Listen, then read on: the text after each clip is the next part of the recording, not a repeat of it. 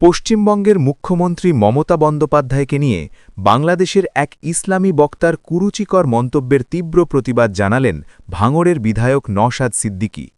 রাজনৈতিক মতভেদ থাকলেও রাজ্যের প্রশাসনিক প্রধানের অবমাননা কোনোভাবেই মেনে নেওয়া হবে না বলে সাফ জানিয়েছেন এই আইএসএফ নেতা।